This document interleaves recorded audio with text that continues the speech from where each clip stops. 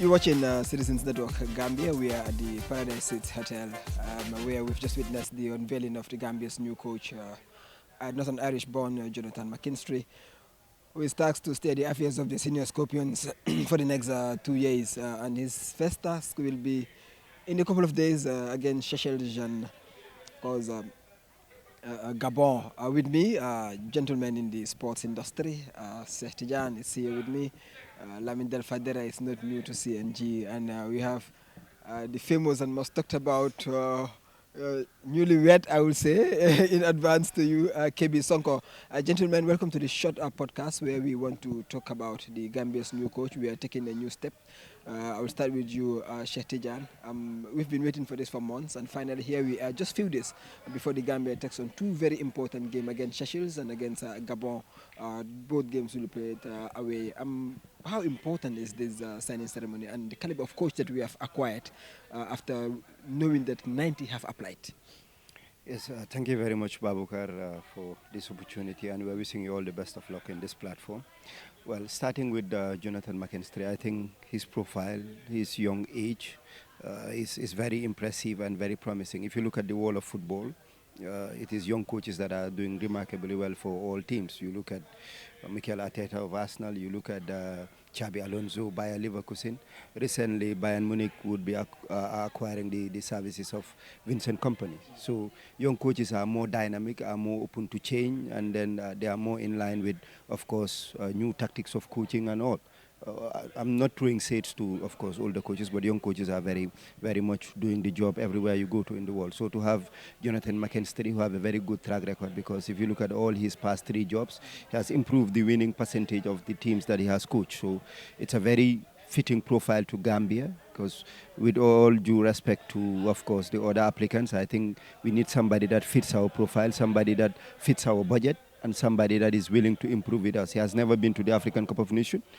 Tom did it with us, so we're hopeful that John would be doing it with us as well. So I personally am quite excited with his profile and the way he spoke. It seems that he's somebody that knows very well what he's doing, and he's very much open to new things, and I'm very much hopeful, in short, that he might be the one that can take us somewhere. You've talked about going to the AFCON. You'll agree with me that the bar is very high and that anybody coming, we're expecting more than AFCON.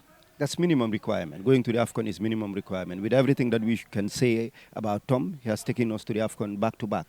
So that's minimum requirement. I think we have the right profile of players, the young players. He has spoken about the young players and the need to integrate them. If you look at the likes of Adam Abojang, Alaji Sen, the list goes on, Mahmoud Bajo. These are all players that are ready to make the step to play for the national team. And I don't see any reason why the players that I mentioned alongside Yankuba Minte, the Musa Barros and others, I don't see any reason if this team cannot qualify to the African Cup of Nations, because you've seen the likes of Comoros, other teams, in terms of player profile, in terms of player capacity, they don't have anything that we don't have. So that's minimum requirement. If John cannot take us to the Cup of Nations, may God forbid, then it seems he's not the right man for the job. But as of now, all we can do is to be hopeful, and hopefully that if he improves the winning record of the Gambia as he did with the previous crops, then Gambia would go to the AFCON, because we've had a very good winning streak that has taken us to the AFCON. Although the last 5 games we didn't win it, but if he has to improve us, then that means going to the AFCON next in 2025.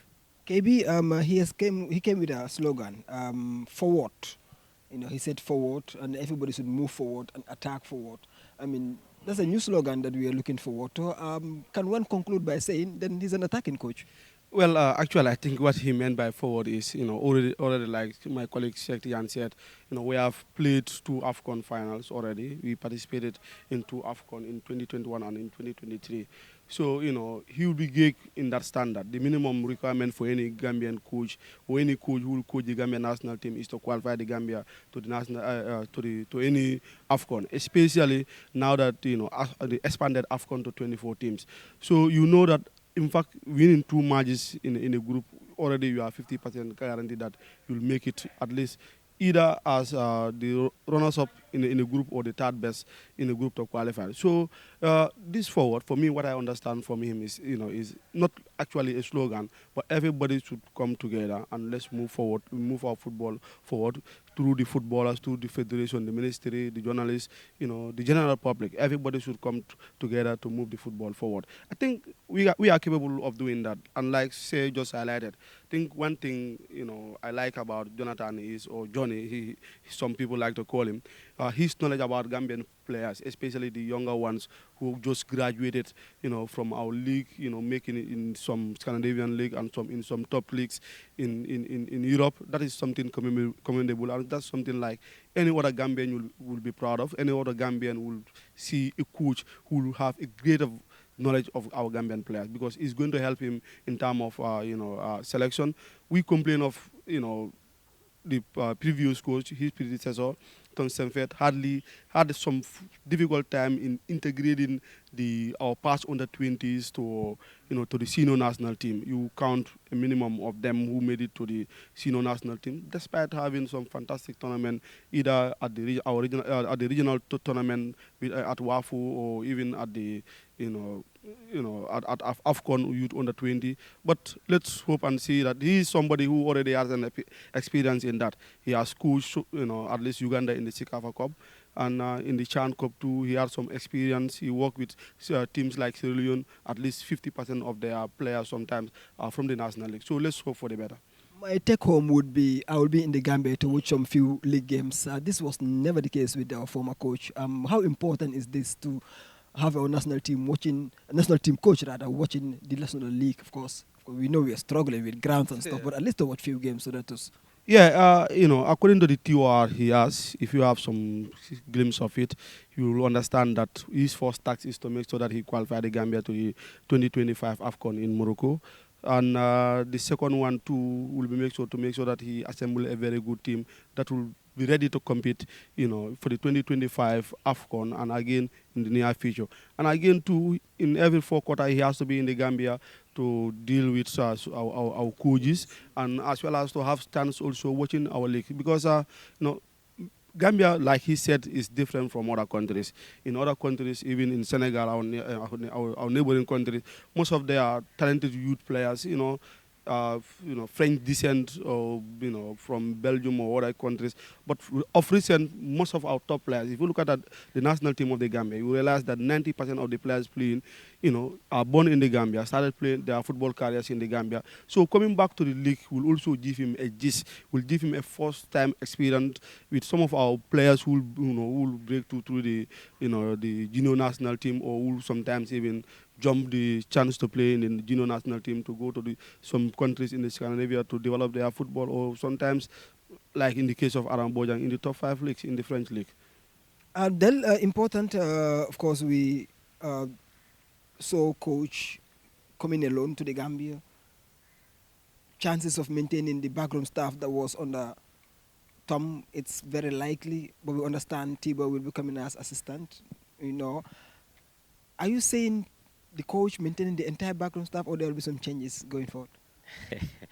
So that's a tricky question. I wouldn't want to preempt on that one. Let's allow the coach to come with his backroom staff, and of course. But I think he's mentioned something very important. I mean, you cannot be on the backroom staff or to be on the bench just to be watching football. I mean, you have to be someone who has special qualities and characters to work, to contribute as a team, because when the team succeeds, it's the coach whose name is sounded first. But we all know in modern day football, or before, you used to have the manager, who controls majority of the things. But now every coach on that bench have a special designated role, and I think it's going to be difficult to disintegrate everything. But because he has to understand the environment first. He has to understand certain things, and learning from the experience of the past. I think, that's why he might maintain some of the people that will be on that bench. But as he mentioned, he will also be coming with at least some of his staffs. And I think maybe we might expect 3 or 4 people that will be on that bench. And hopefully, let's see. The most important thing is to do the right thing. Let's support him. and we all succeed together, because it's about the Gambia. He has a big boot to fill, despite whatever is being said about the former coach. He set the bar high. I mean, back-to-back AFCON alone is absolutely, fantastic. And you can imagine now going to the third one will be even tougher, because we all know the current situation of the national team. During the AFCON, those that were there, everybody knew, or some people are privy to some of the things that happen within. So, but I'm so, the coach must have read some of the report. They will give him the benefit of the doubt. That's why it's important to maintain, some of the staff to understand, but also not only understanding, going forward, you need to do something that is right in order to avoid the mistake of the past. And I'm so he must do that. That's the way forward, in my own opinion. And you will agree with me that this is the best time for him, because after signing in the next couple of days, you have two important games to play that will teach him a lot, and he will learn a lot from this side of the technical side and the side of the players. And the good thing is, I mean, if at all he is outside, he has never coached in Africa, perhaps it could give him a very tough headache. But I remember speaking to my colleague Boniface Asano, a Kenyan journalist, when I first asked him about, Jonathan McKinstry. He said, well, he's a very professional coach. That's what he said. He said, in fact, he's the first coach. The previous coaches that we used to have, some will say when they have a good offer, they will leave and they will never come back. They will, in fact, not inform the federation until they leave. But for Jonathan, when he knew he applied, when he was informed as the front runner for the job, he already spoke to the CEO of Goma here to tell him that, I want to take a new chapter. I have forgone my salary for this month and the upcoming months. I want to complete the mission to win the second title for Goma. Then we move on. And I think, that's a good character. I want to believe. He is young. He's learned from the other countries as well. But the way forward is, doing the right thing is always the most important thing. I know you cannot satisfy everyone. And of course, we know it's going to be difficult, because the national team, everybody have your favorite. But the most important thing, the coach is the one who is assigned to do the job. They have to allow him to do his job. And I think if that happens, I mean, everything will be easy. The last AFCON, we failed in the group stages because there was no unity in the team. That's the hard fact. I mean, you had MS preempt some of those things, and the coach, every professional coach, and he dealt with the answer rightly. But he has a big job to do. But the upcoming match will give him the opportunity to allow everyone that is expected to come, and they see what will be the outcome, because it's not impossible. It is possible if everybody is on board. Thank you very much, Del Fadeda. Johnny McKinstry have signed a 2-year contract with the government of the Gambia in collaboration with the Gambia Football Federation, and he's going to journey with us for 2 good years. His first tax will be in a couple of weeks against Seychelles and, of course, Gabon. Thank you so very much, Sheikh Tijan, Del Fadera, and my very good friend here, KB Sonko, for the time you've taken to talk to CNG. Thank you, KB. Congratulations. Congratulations, KB. I will see you in camera after. And thank you so much till we come here again. Good luck to Johnny and the Scorpions, and thanks for watching. Bye for now.